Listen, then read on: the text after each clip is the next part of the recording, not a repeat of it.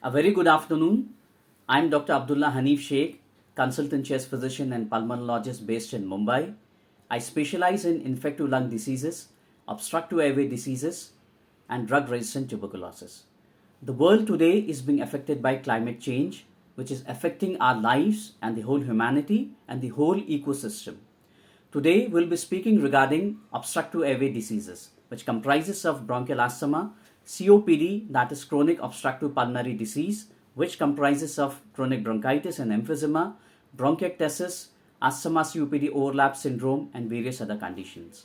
Now, these conditions affect each and every strata of the society.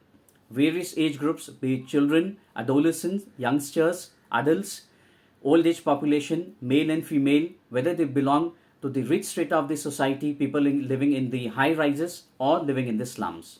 Whether they are school or college going students, university students, people working in the corporate industry, in the entertainment industry, special consideration to that strata or part of the population who are addicted to tobacco chewing or tobacco smoking in any form, and to that strata of the population who are occupationally exposed to chemicals, to fumes, and to pollutants.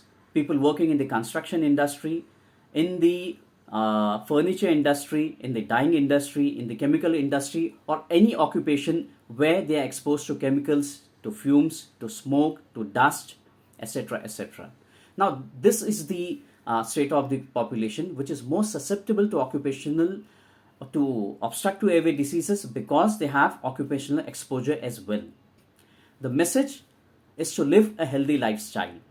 Besides all this occupational exposure, we have the normal seasonal change and the normal variation in seasons from monsoon to winter to summer, the normal variation in temperature, normal variation in climate, the variation in the humidity pattern. This all adds to the dynamics of obstructive airway diseases.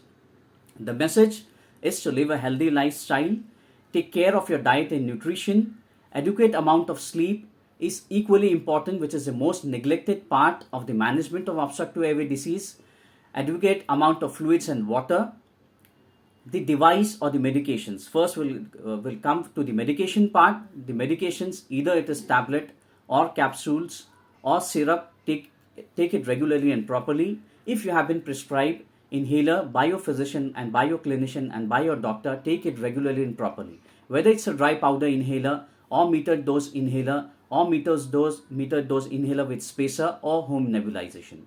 Equally important is the proper technique of the device, the intake of the inhaler. It is equally important. Take care of the device as well. Take care of the proper technique and the care of the hygiene of the device as well. Pulmonary rehabilitation, breathing exercises, whatever breathing exercise and pulmonary rehabilitation techniques have been prescribed and advised by a doctor and physician, do it regularly and properly.